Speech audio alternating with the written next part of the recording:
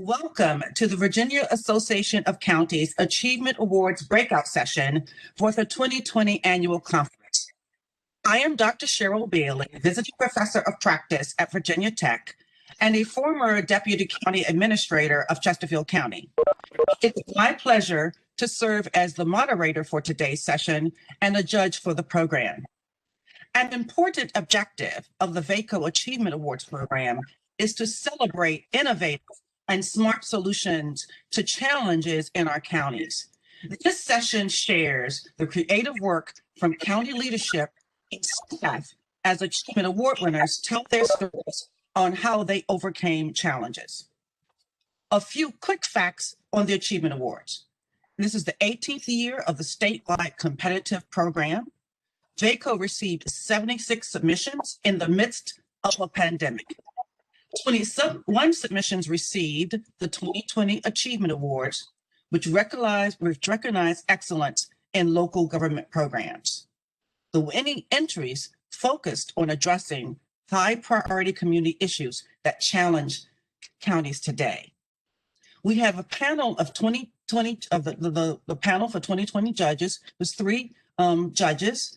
Mr. Ted Povar, retired Associate Director of Virginia Institute of Government. Mr. Larry Land, retired VACo Director of Policy Development, and yours truly, Dr. Cheryl Bailey, Visiting Professor of Practice at Virginia Tech and former Chesterfield County Deputy County Administrator. My fellow judges will also provide introductory remarks. Ted is our chief judge and has served as a judge for each of the program's 18 years. Ted? I just wanted to say welcome to everyone that's participating in the session. As someone who's done this now for 15, I think, plus years, I'm always amazed at the quality and innovation of the submittals, the volume of submittals, as well as this year in particular, given the challenges that are out there for every organization, the fact that folks still made this a priority and wanted to share their best practices. So kudos to everyone that participated in and submitted an application or an award application, and we look forward to reviewing them again. Thank you. Thank you, Ted. And Larry Land also has extensive experience with counties, having served as the former VACo Director of Policy Development. Larry? I'd like to thank VACo again for giving me an opportunity to be a judge in this competition. I really feel honored to be doing that along with Ted and Cheryl. And I have to say that this year I was really, really impressed with the quality of the applications. It was really, really a challenge to really be making a choice among so many good entries that we had. And what impressed me most was how they seemed to reflect motivation by counties to serve constituents in ways that I found very benign, which I found very refreshing and encouraging. And it seemed to be, so many of the entries seemed designed to bring constituents of many ages and backgrounds into programs managed by county governments in a way that promoted inclusiveness, which I found very, very encouraging, gave me a lot of hope for the future. And again, I'm for participating. Definitely. Thank you. Thank you so much, Larry. It's been my honor to serve with these two gentlemen also on the judging panel. It was very, very hard decisions because we just had so many strong submissions and nominations. And the winning programs actually focused on uniting communities. And that tells me that counties continue to put their residents first. At this time, I'd like to recognize each of our Achievement Award winners, and I'm going to read them one by one in alphabetical order in the Achievement Awards. We have Augusta County for the Pre-Charge Diversion and Litter Control Program. Botetourt County has two award-winning programs, the Botetourt broadband strategy, and the Botetourt housing strategy. Chesterfield County has additional achievement awards beyond their top award, which includes First Responders and Multicultural Community Cup, and the Coordinated Local Government Implementation of the Basics. Fairfax County received an award for the My Field Journal program. Franklin County, the Summit View Business Park Initiative. Henrico County has 3 award-winning programs: the LGBTQIA Book Discussion Group, the Queens United, and the Trailblazers Wall programs. Loudoun County has 2 award-winning programs: Busy Buddies and the Loudoun County Implementation of Building and Collection for Incorporated Towns. Montgomery County is recognized for its Meadowbrook Public Library backpack program. Pittsylvania County, the Doggy Bag Thrift Store, and the Regional Pet Food Pantry, 2 programs for Pittsylvania County. Roanoke County is recognized for its Aluma Nights program. Wise County is an award winner for its Project Intersection Lonesome Pine Regional Industrial Facilities Authority. And York County receives an award for its Citizen Cyber Security program. We have 3 top award winners this year, and they are each with us today.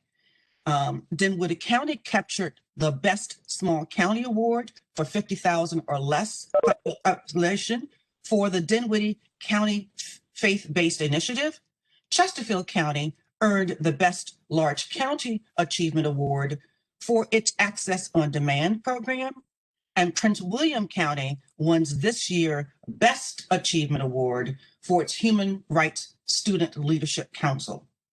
Each of these top award winners will tell us more about these innovative programs. So let's get started.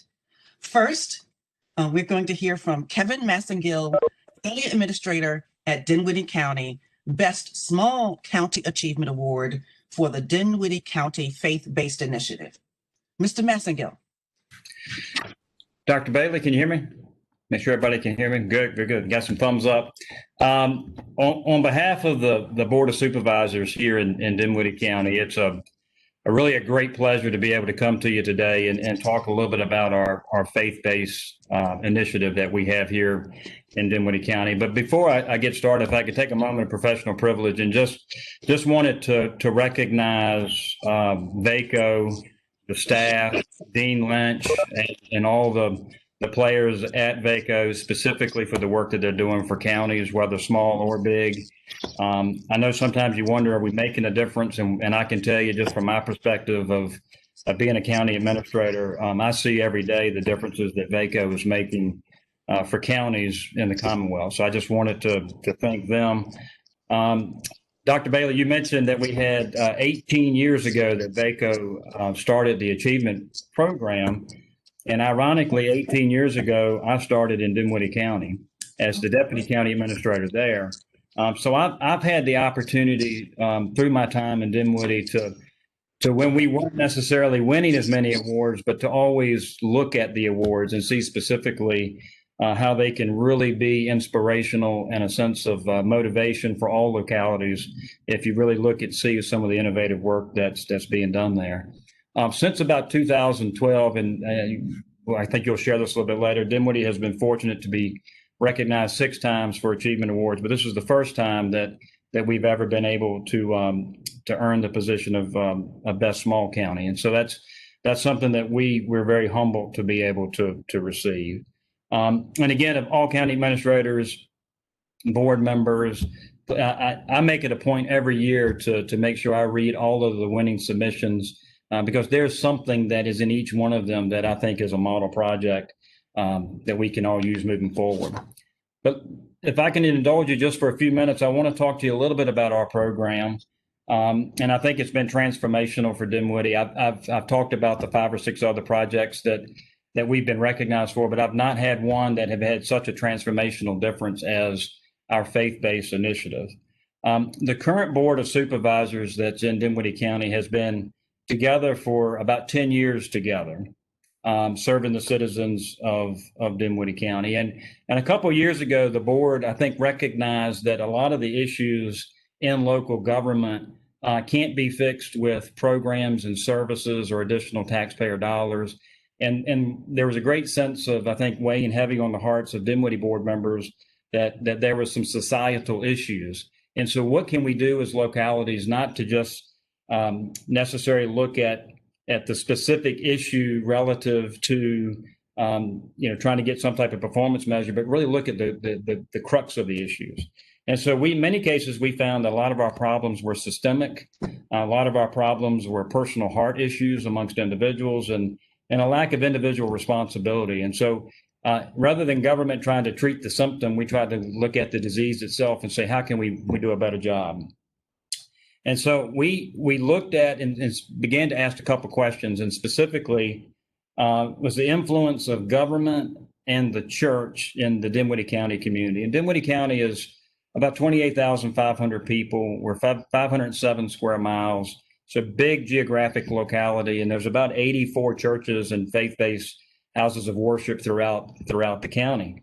But we asked ourselves a simple question, and it's just that in our own lifetime, has the influence of the government gone up or gone down, and has the influence of the church at the same time in our communities gone up or go down? And from our vantage point, we could see that when people need help, we could remember a time where they just didn't go to government first.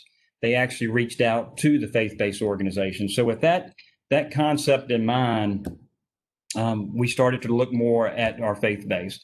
And specifically, I can ask you, if you think in your own community, if you have a student in a class that's not performing well, do they look at themselves or a family, or do they look at the teacher, or do they look at the principal or the school board to try to fix their problem? So again, we were trying to think of a way to be a little bit more broad-based. So in 2018, we have a new school superintendent that started in Dinwiddie County. And so she and I had the opportunity to sit down, and we talked about this vision of trying to be a little bit a broader net and looking at our faith-based community a little bit stronger. So at that time, we decided in 2018, and with full Board of Supervisors support and school board support, we took a bold step, and we invited, for the first time in our memories at least, we invited all 80-some churches to a joint meeting, and didn't know how it would work, but a good percentage of that 80 showed up. And the goal was to just start collaboration, start conversation, have a deeper understanding of what our mutual issues are, and develop a strategic path forward after leaving the meeting. So the school superintendent, the school board and her staff, the Board of Supervisors, me and my administration, and some of my key staff members attended, as well as church leaders and from around the state. So we facilitated this first meeting with what keeps you up at night. So in your congregations, what are you hearing from your community and from the county and from the school? We wanted to explain what some of the issues were that we saw in Dinwiddie County. And so what came out of that not only was just sharing problems, but we recognized some specific issues that were of not only congregational concerns, but also concerns in our community. We talked about food insufficiency. We talked about poverty, and especially in some of our more rural parts of Dinwiddie County. We talked about single parent households, and specifically how that's a different approach and harder in many, many cases. We talked about lack of transportation, mental health concerns. We talked about drug usage and also healthy living. Out of that conversation, we asked of the group, how many of you think that we're on the right track, and how many want to play a more deeper role? And we had about 12 individuals that came forward and said that they really loved what the county and the schools were trying to do. And so we created a 12-member pastoral roundtable. And so since 2018, me as the county administrator and the school superintendent meet every month with the 12 individuals that make up our pastoral roundtable. And that has just been absolutely transformational for us. And so it gives us an opportunity to share what some of the issues are in the county. At the same time, it lets the faith-based community become more plugged into what some of the issues are. But specifically out of that roundtable, they started to develop some strategies in 2018. And the first order of business was they saw a lot of duplication.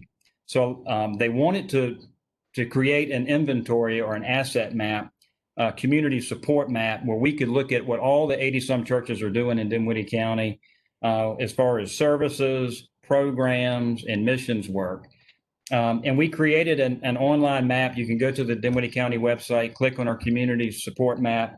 You can, if you're looking for a specific issue, you can click on it by keyword search, and you can go anywhere around the county and see what your closest asset, whether it's a church, whether it's a county structure, or whether it's a school, and where you potentially could go for help.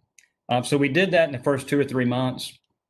The churches said that's not enough. So they developed a 4-pronged strategy. And they used the alliteration of live, learn, lead, and love as the mantra for their faith-based initiative. So it's built around annual community events that take place, again, led by the faith-based community. So our first event, and again, this happens every year now, is called the Live Well Expo. And so it is a large group of individuals that come together. They look and focus on your personal, mental, physical, spiritual health. And so if anybody wants to get a health screening, get to see demonstrations, seminars, exhibits, it's completely free to the public. And again, it's the church-led, faith-based led, but supported by the community. And we were amazed at the outpouring of support.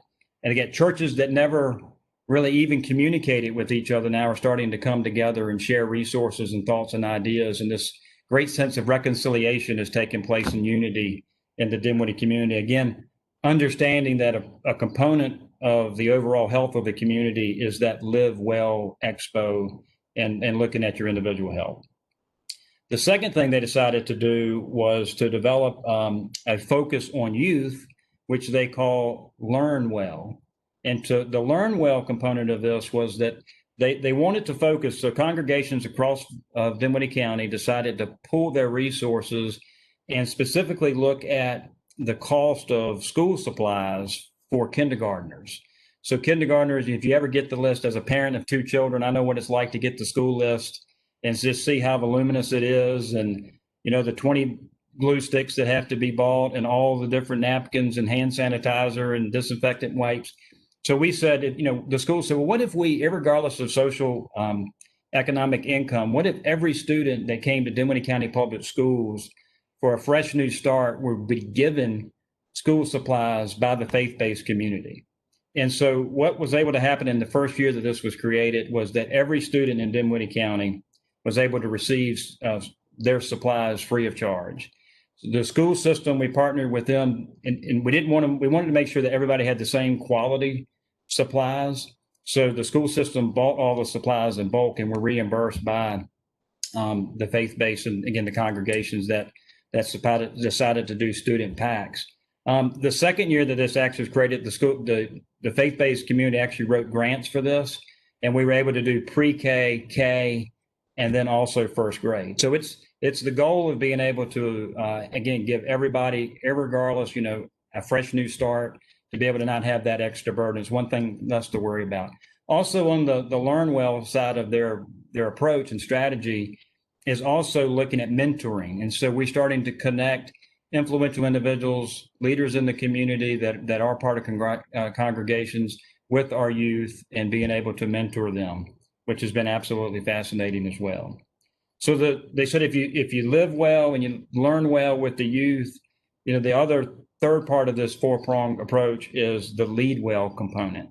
And so in this past February, before COVID-19 hit, we were able to have a half-day summit at our high school in which hundreds of people, over 300 some people, showed up from around Dinwiddie County to come together. And again, it was those that represented the faith-based community, schools, government, our businesses, our Chamber of Commerce, our civic organizations, and our youth, all principled around this concept of servant leadership, and that you don't have to be given the title to be a leader. And so we really wanted to be in a position where we could teach people what it is to stand up and get involved in your community. It was extremely well received. We had a great speaker, Dr. John Kenny, who was a leader in civil rights activism, came and was able to speak about servant leadership. We had breakout sessions. With these breakout sessions, we were really able to get into more detail about what it is to be a servant leader. And so we felt like it was a time such as this that then COVID-19 hit. So let me just share with you a quick, for the committee, one committee that was formed that day was a committee on food insufficiency. And when COVID-19 hit, one of the concerns that we had in Dinwiddie County was specifically our food banks and would they be supported. Well, this group of individuals that attended our Lead Well Summit came together and said, we need to do something. They created a program out of the faith-based initiative again. It's called Dinwiddie Gives. And so there were a campaign that was to support local food banks. And with a matter of nearly 3 weeks, the county, through this particular part of the faith-based initiative, raised over $58,000 in donations to our food banks. And over 1,600 pounds of food were raised in a 3-week period. And again, so it's sharing our resources and being much more collaborative than we've had in the past. So ultimately, our pastors like to say, if you live well, if you learn well, and if we can all learn to be better leaders in our individual communities, that equals love. And so for the church, that's the fundamental responsibility is to really make sure that your neighbor is being looked after. So the love well component of this, when we get on the other side of COVID-19, we plan to have more of an event in which families can come together, just socialize, recognize that the churches are here to support one another, and that this faith-based initiative is making a significant difference. And so that community open house style event is something that we're planning. And when we get to the other side of COVID-19, we plan to do that as well. So in summary, I just want to say that this particular project that we've had in Dinwiddie, like I said in the beginning of my comments, is a partnership like none other in the history of Dinwiddie County. And I think it's so easily replicated in other localities. And one thing for my board of supervisors, when we first started this, there's always, a natural tendency to think about the separation of church and state and the particular issues that are around it. And I think we quickly understood that it's probably one of the most misunderstood doctrines today. So many people just try to stay away from church. But we believe, especially in rural localities, smaller localities, the church is a great resource to partner with. And the truth is that government can collaborate with churches, and governments have a fundamental responsibility, as each one of you know, to serve our fellow citizens. And if you really get to understand and appreciate, know the people of your faith-based community, they have that same exact function. So in Dinwiddie County, our churches now know that there are also important missions work that can be done in their own community. And when we first started to partner with our churches, we saw the awesome, amazing work that they were doing all around the world, but they just had no way of understanding and connecting the dots of how to make a difference in the Dinwiddie community. So for the first time in my career in Dinwiddie County, what we're starting to see now is our citizens are starting to look upon the churches as a vital resource in our community and not just government. So I would hope that this is a type of project that if you really take it to heart, you can do it. It's something that can have tremendous benefit to your community. And I think it's just a smart way of sharing resources. And again, letting the faith-based community do what it's good at, and let government separate itself from trying to fix some of the societal issues and let us do what we're good at. So I think there's going to be some questions at the end, but that concludes my remarks, Dr. Bailey. And again, more than happy. I'm extremely proud of this program. I've talked to probably 24 or so of my colleagues all around Virginia on this particular topic, and always am available for anybody if they want to just meet with me individually or ask any additional questions. Thank you so much, Mr. Massengill. What an inspiring program. And it's quite significant that both administrations, both county government and the school board, recognize that the health and vitality of the community goes beyond, extends beyond the scope of government and schools.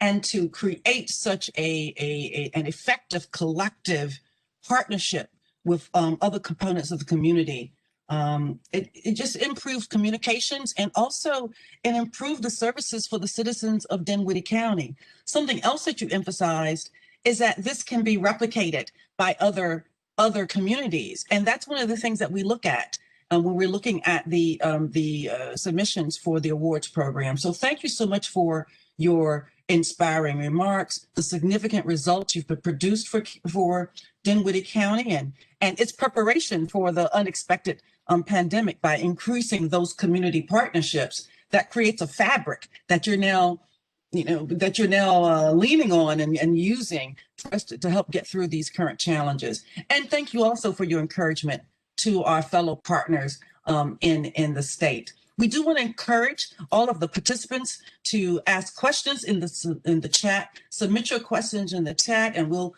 get to those at the Q&A at the end.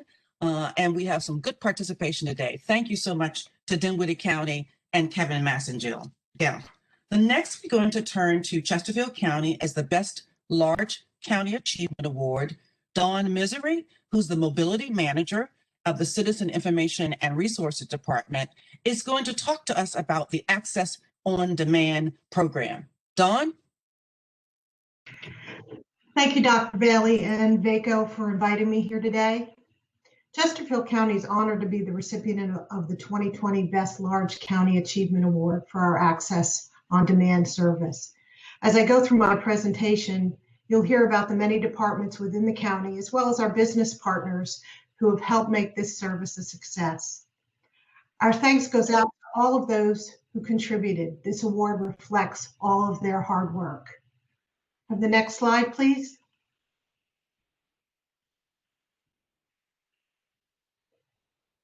Just a bit of transportation history in Chesterfield County. Access Chesterfield, which is our shared ride service, started in 2004, providing transportation to Chesterfield County residents who were 60 and older, residents with disabilities, and residents living in low-income households. The map on the slide shows our service area. Originally, Access Chesterfield provided transportation services to anywhere in Chesterfield County, and we're about 446 square miles. In addition, medical and employment trips were also provided to the gray areas. That area included the cities of Petersburg, Colonial Heights, Hopewell, Richmond, as well as Fort Lee, parts of Henrico, and Prince George counties. People in the southern part of the county could go into designated areas of Colonial Heights and Petersburg for personal trips. In 2014, due to increased cost and smaller budgets, service had to be cut. Service changed from door to door to curb. Employment trips were limited to within Chesterfield County, except for people with disabilities. Next slide, please. To use Access Chesterfield, riders had to purchase vouchers sold in books of 6 for $36 or $6 voucher. Each voucher pays for one-way trip. Vouchers can be purchased through the mail, county libraries, or the treasurer's office. Reservations had to be made by 2 o'clock of the prior business day. No reservations were accepted on weekends. No same-day changes. Cancellations had to be made 2 hours before the trip in order to not be considered a late cancellation or a no-show.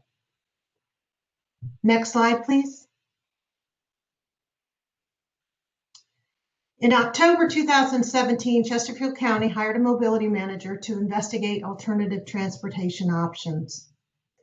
The county, a suburb of Richmond, lacks the population density and infrastructure to support traditional transit service models. Our population was 344,000 in 2017. Next slide, please. But there was an immediate need. Chesterfield County Police, along with others in the region, began noticing a sharp increase in the number of individuals that were overdosing on opioids, both prescribed and illicit. Several county departments, such as police, sheriff, fire EMS, mental health support services, and the health department, along with private coalitions such as the Substance Abuse Free Environment, SAFE, had joined to assess and evaluate the frequency, causes, preferred treatment, and sanctions for opioid-addicted individuals. The treatment element of this coalition led Mental Health Support Services, also referred to as the Chesterfield Community Services Board, or CCSB, had developed several new initiatives aimed at tracking treatment and making it easier to access and financially affordable for individuals in need. Transportation was and is a chronic barrier to individuals receiving the care needed. In December of 2017, Mental Health Support Services was awarded a federal opioid grant through the Virginia Department of Behavioral Health and Developmental Services. When they applied for the grant, they had identified transportation as one of the barriers. Next slide, please. In February 2018, Chesterfield Community Services Board partnered with Goodwill of Central and Coastal Virginia. Goodwill of Central and Coastal Virginia knew that transportation is one of the major barriers to skill attainment and employment. Their leadership recognized that testing a point-to-point service for a specific population had many implications that would translate to job seekers. Many of the participants did not have credit cards, smartphones, or discretionary funds. Using Uber for Business, Goodwill was willing to administer a pilot program for up to 20 people seeking transportation to methadone treatment. In March and April of 2018, 163 trips were completed at a cost of $25.81, which was also roughly 50% less than the cost the CSB Substance Abuse for its in-house transportation. In May of 2018, Substance Abuse Services transitioned their in-house transportation over to the pilot as well. Goodwill of Central and Coastal Virginia never wanted to go into the transportation business. Next slide, please. So building on the success of the Goodwill Uber pilot, in September 2018, Chesterfield County issued an RFP for Access on Demand. We are seeking qualified companies experienced in providing point-to-point transportation service for Access Chesterfield's new on-demand service. Mobility Services and Chesterfield County Colonial Heights Department of Social Services both had a vested interest. Because the Department of Social Services also served Colonial Heights, separate contracts were required. We reserved the right to award a multiple contract. Next slide, please. The service area is similar to Access Chesterfield, but includes two major improvements. Employment to anywhere in the service area 24/7, which provides the ability to work outside of Chesterfield County, makes transportation for second and third shifts now an option, and provides transportation on weekends. Medical trips to anywhere in the service area 24/7 makes trips to urgent care centers or non-emergency hospital trips an option. Transportation home from hospital, no matter what the hour is, and longer hours of operation for dialysis treatments. Next slide, please. Upon completion of the RFP process, Mobility Services selected 4 vendors, each offering their own transportation niche. We have companies that own their own vehicles, have marked vehicles, and hired drivers. We have companies that accept cash, which was not required under the contract. We have contracted drivers. We have unmarked vehicles, providing anonymity for those who don't want to be labeled as using a special service. We have longer call center hours outside the scope of service, and we have vendors that provide shorter pickup times, so within 15 minutes, which is not required under the contract. On March 28, 2019, we hosted 4 meet and greet sessions. We invited all of our active riders to come see a brief presentation by each vendor and allowed attendees time to visit each vendor at their table. On April 1st, we had a soft launch for all active riders. And on May 1st, we did a full launch open to all qualified registered citizens. Next slide, please. Chesterfield County was, at the time of the application, funding 100% of the program. In January of this year, we applied for Federal Transit Authority Section 5310 Operating and Mobility Management Grant to purchase trips, and were awarded $200,000 to be used for the purchase of wheelchair trips starting October 1 of 2020. But here you can see what was projected at the time of the grant application and what our actuals were.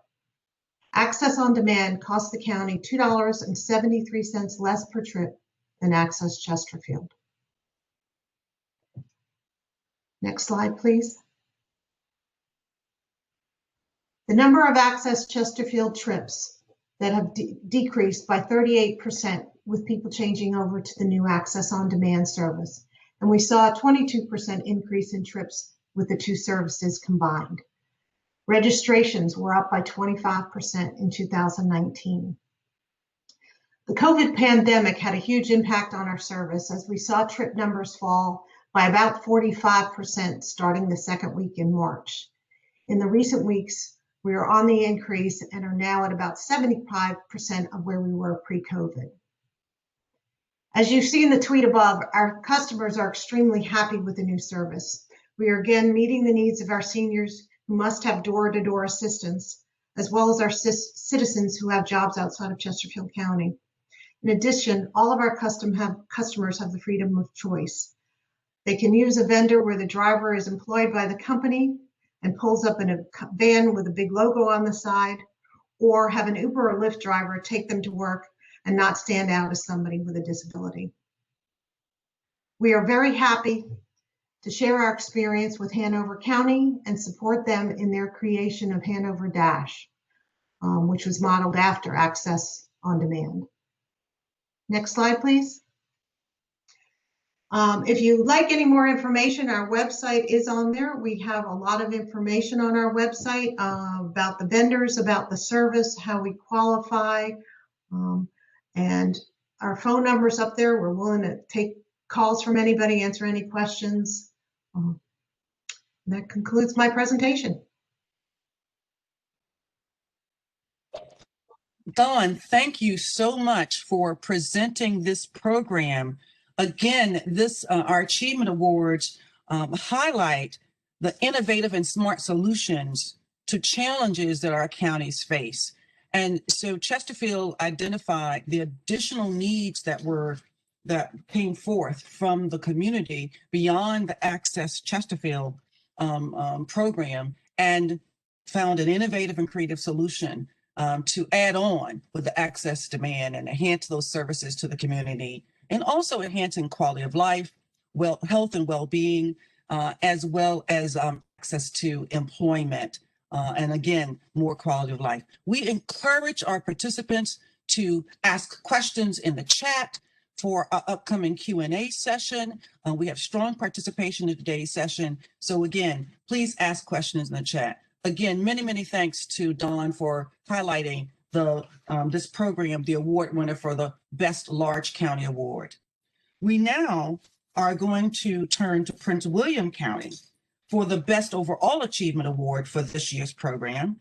Raul Torres, Executive Director of the Human Rights of Prince William County, and Denise McPhail, Outreach and Education Coordinator for Prince William County, will present to us on the Human Rights Student Leadership Council. Mr. Torres and Ms. McPhail. Okay. First, it's going to be a two-part. My first part, I'm going to address those three questions. Basically, what is the Human Rights Student Leadership Council? Second, what is the program importance? And third, why should jurisdiction consider replicating this program? And then Denise McPhail is going to address the how that program works. First, and before I start, I'd like to, on behalf of Prince William County, express my appreciation to VACo and for this recognition, which for the first time, I understand, Prince William obtains not an achievement award, but the top achievement award from this organization, which has such a good reputation among all our counties. So we're thrilled with it, and the county is thrilled with it. So on behalf of the county, on behalf of the Human Rights Commission and all its staff, thank you very much for your recognition. First, let me address what is the Human Rights Student Leadership Council? Well, this is a program, a small program that was created basically to provide opportunities to our youth to develop as engaging and citizens. Not a lot of programs actually address our youth, and not outside of sports and things like that. What we wanted to do was to create a program that did something that the school system normally in a government or civics class will not do. What we wanted to do was to give first-hand experience to a group of youngsters from sophomores through seniors in a cohort format, on a yearly format, to engage in discussions and knowledge and development of skills about civil rights, how to protect their own civil rights, and how to protect the civil rights of others. This covers, as I said, sophomores through seniors in high school. It is available to all public high schools in Prince William County, to all private high schools in Prince William County, and to all homeschool children. So anybody within that range can apply to the program. The program has aims at develop certain areas. One is to develop leadership skills within that group. The second one is to develop knowledge about substance knowledge about civil rights, and put them in a position that they not only understand those civil rights, but also are in a position to protect the civil rights of others that might not be able to protect their own civil rights. We also want them to engage in the governance a process. We want them to be able to, attend the public meetings, talk about them, and voice their concerns, and to some extent, as youngsters with their perspective of how things should be in the future. So those are the main objectives in terms of why of that program, what it is, that programs. And the importance comes from there. It's simple. I will summarize it like in three things. We need, as local governments, we need future leaders. And some of it is to develop youngsters into what they would be in the future, your commissioners, your board members, your volunteers, and people that will serve in community organizations in your counties. Second, we need engagement. We always, as local government, need to get the stakeholders a perspective on whatever it is that we are doing in our counties. And this is a way to engage a new generation of people in having them attend public meetings that we may have, town halls, and engage in the process of governance, which certainly strengthens our democratic system of government.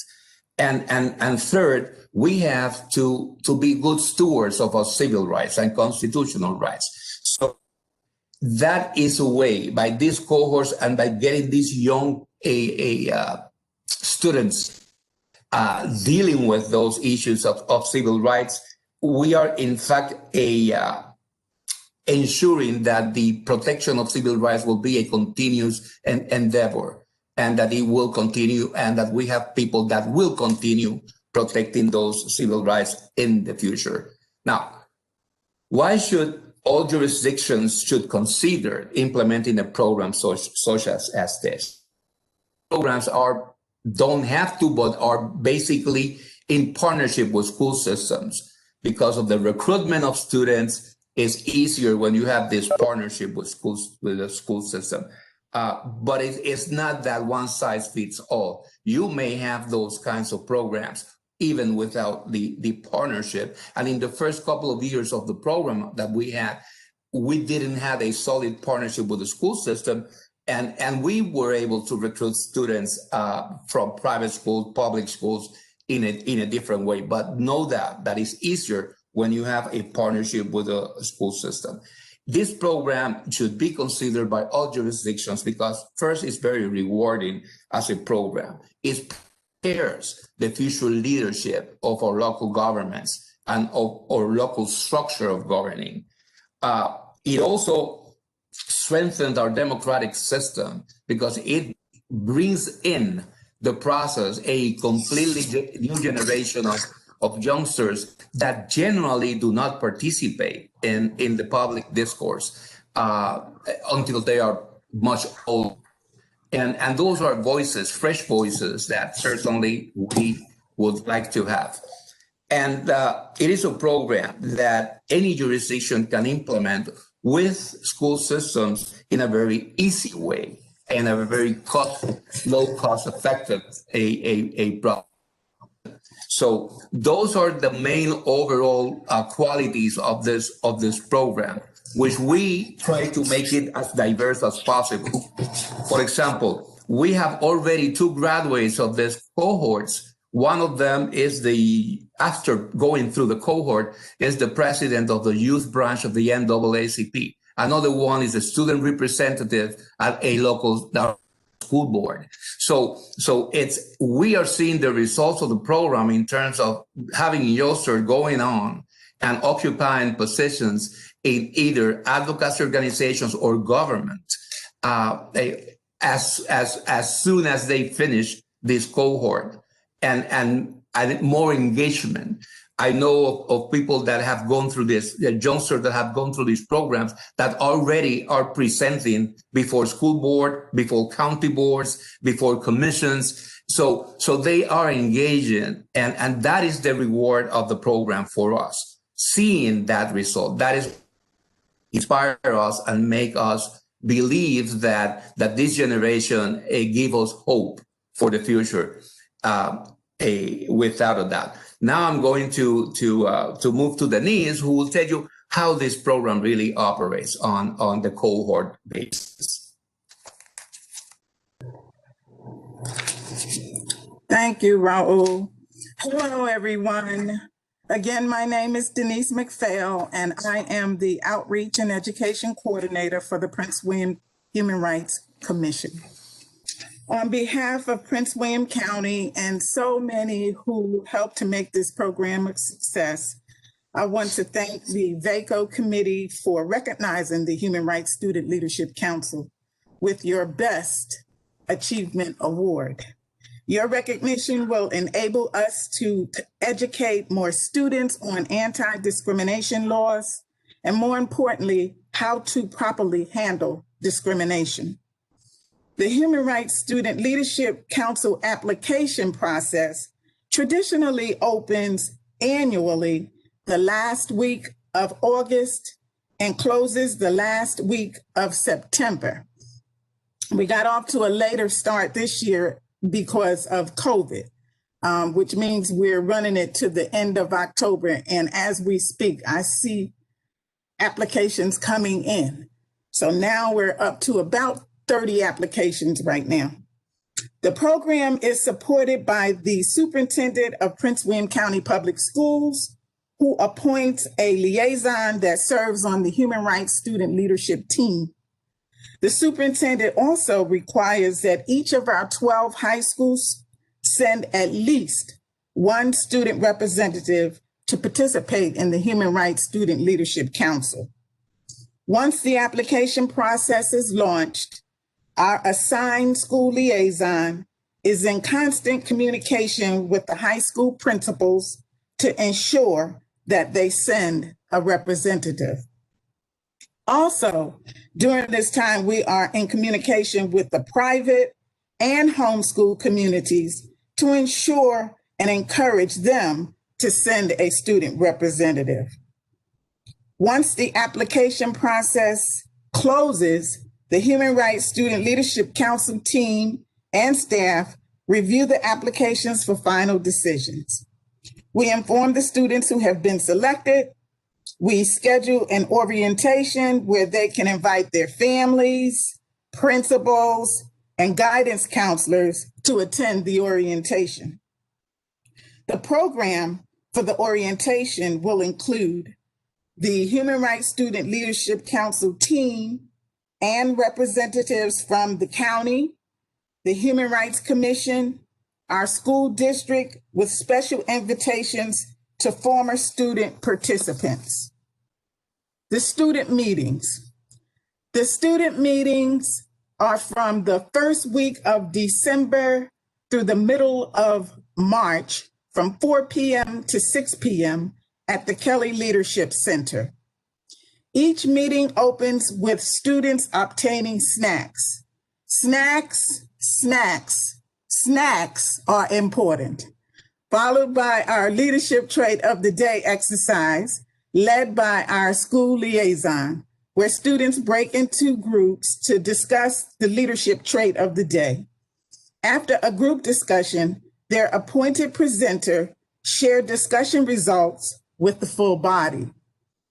Each meeting has a keynote speaker who is either local, state, or federal leaders to speak on topics like how government works, Title VII, specifically the Youth at Work video produced by the Equal Employment Opportunity Commission, EEOC, and fair housing anti-discrimination laws authored by our partners at the Virginia Fair Housing Office.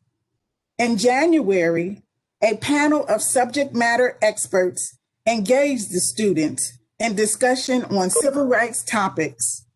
Meetings usually end with discussions on final project ideas and signups for outreach activities.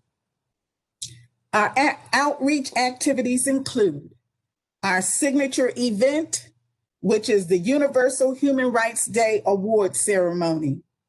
At this event, we recognize individuals, nonprofit organizations, or businesses for outstanding accomplishments in the area of human rights within Prince William County. The students participate in this event several ways: by assisting as ushers, with guest registration, hospitality, and award presentations with the commissioners. For their final project, students select a current event topic of their choice to present to our commissioners for resolution.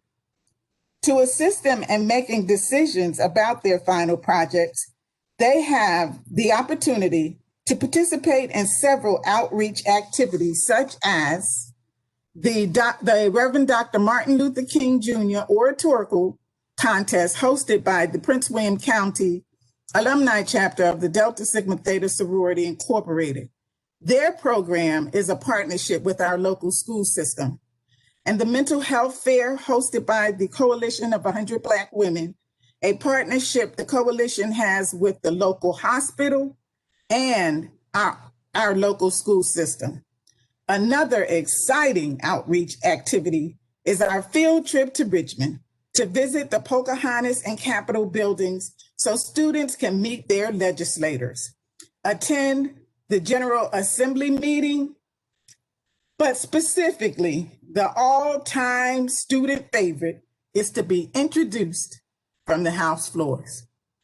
We break for lunch and discussions with human rights leaders throughout the state of Virginia. And our field trip concludes by meeting with other leaders like the governor or lieutenant governor. And following that conversation, we hop on the bus and head back to Prince William County.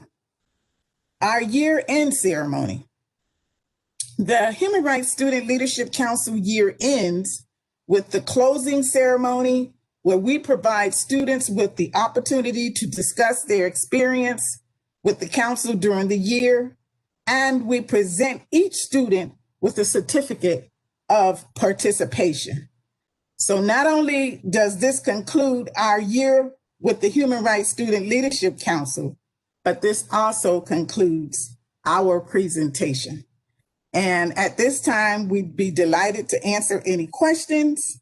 And then also, if you have questions that come up later, our email, website, and telephone number is listed on our presentation. Again, thank you so much for recognizing the Human Rights Student Leadership Council.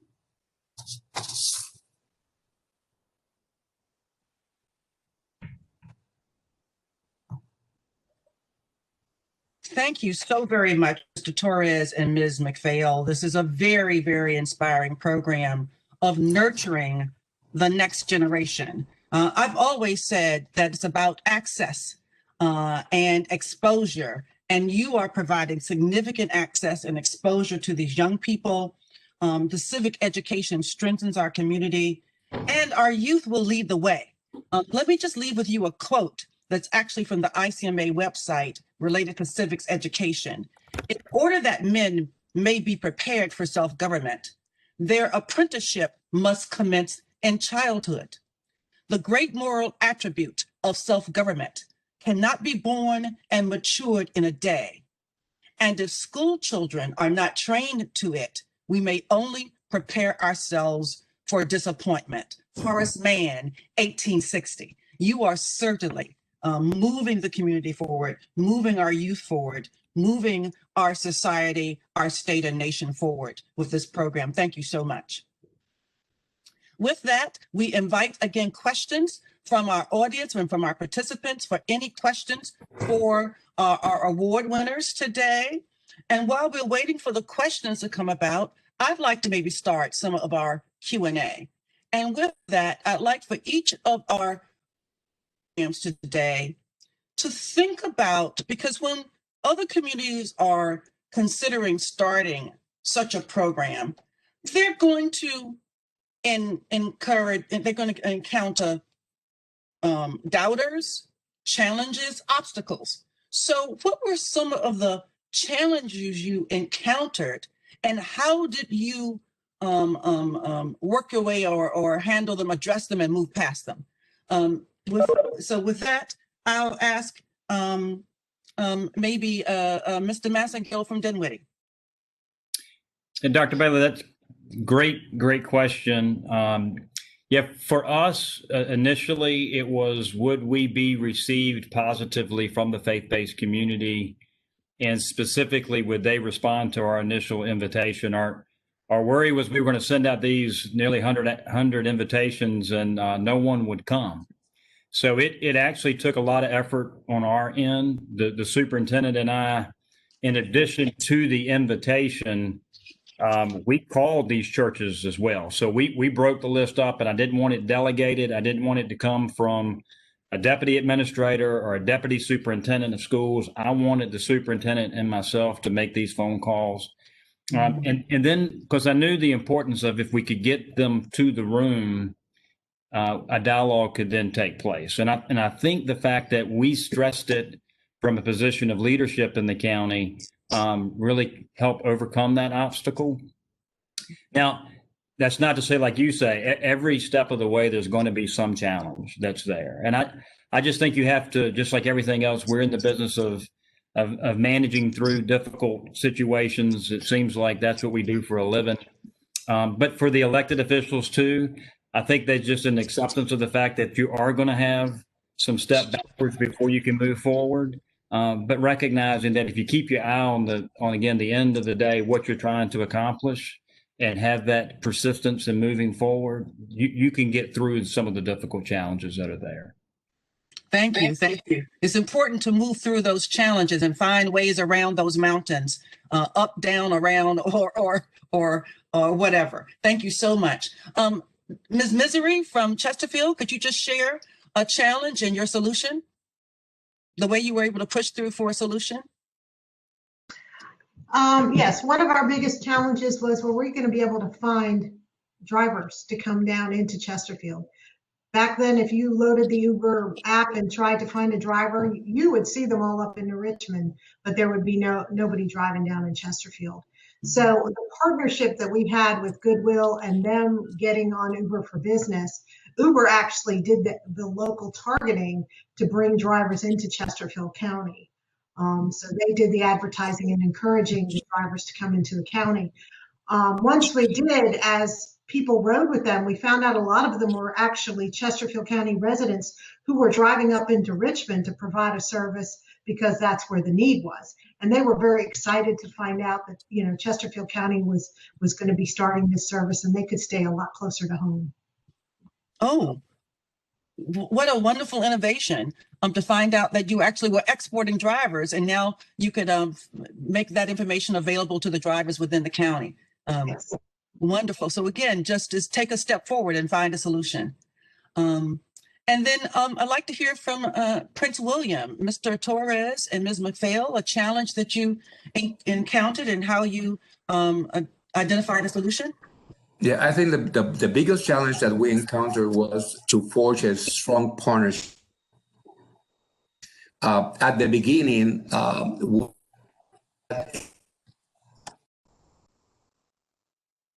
system volunteer teacher that was on the leadership council as an extra work. And that wasn't, you know, it wasn't at the level that we needed for the program to really get the full support of the school system. So Denise and I and some other persons, we met directly with the, we took it up on ourselves, met directly with the assistant superintendent for student services, and with a message that if we were to continue a partnership with school, it couldn't be under the terms that we had. We needed the involvement of a permanent commitment of the school superintendent that we would have the support that we needed at the level that we needed. And they designated a former principal as the liaison, as somebody that had the, you know, the connections within the school system to actually make that partnership strong. And the program itself just took off from there on. And our recent challenge is covered. We're going with a virtual program, and this is a challenge for everybody and for every program. And now we're figuring out how we're going to get this same sense of skills and development to these youngsters, just using the virtual environment that we now are forced to use at every time. So that's where, from my perspective, yes. Okay. Another challenge we faced was at the onset of the setting up of the Human Rights Student Leadership Council, simply because it had not been done with our county before. We were very fortunate in that our neighbors, Fairfax County, had what they call is their student commissioners. And so we met with the leadership for the student commissioners as well as the students to learn how they implemented their program. And so with that, we were able to establish, ours is a little different, but we were able to use that as a guide. One of the things that they did mention is that we did need strong support from the schools. And so I am so thankful for Raul's leadership that we were able to secure that leadership. We did have support from the leadership from the schools in that they provided us with a place to meet. We used the Kelly Leadership Center, which is the same facility that our school board meet. So that was very helpful at the onset. So those are some of the challenges that we had because it started from scratch. Thank you for giving us that reality and to help our participants and others listening in to know that challenges will be encountered, and you've expressed your own leadership and commitment to pushing forward, getting solutions, and discovering and developing some true results for our communities. Again, we want to thank you, each of our speakers, and the leadership and the commitment and the service that you have provided to your own counties and also to our state. And we also would like to, at this point, say that for the Achievement Awards Program, it is good to know that during these uncertain times, that there's a constant. The counties are continuing to find innovative ways to overcome complex challenges. And as Mr. Massengill says, he thinks that that is the job. It seems to be our job. Let's talk about the history of the Virginia Achievement Awards Program from 2003 to 2020. We have a tote board. And at this time, and Gage is going to bring up that in terms of our history. The all-time Achievement Awards winner at this time is Chesterfield with 35 awards in the 18-year history of the program. Henrico County is second on the list with 30 Achievement Awards. Loudoun is third with 24. Fairfax and Prince William are tied with 22 awards during the history of the program. That's the top 5, with 4 being tied. And with that, Gage, if you could just show maybe some, you can scale through the all of the awards that the counties have, other winning counties.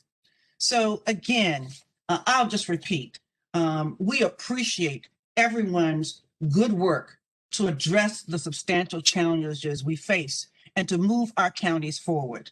We also give a significant thanks to VACo and Dean Lynch, the executive director, Gage Harder, director of communications, and the entire VACo staff for this program, their work on this program, the organization of this program, and their commitment to the program. Their leadership is also highly valued, much appreciated, and highly recognized. With that, we're going to close. Thanks so much to all. Have a good day and stay safe.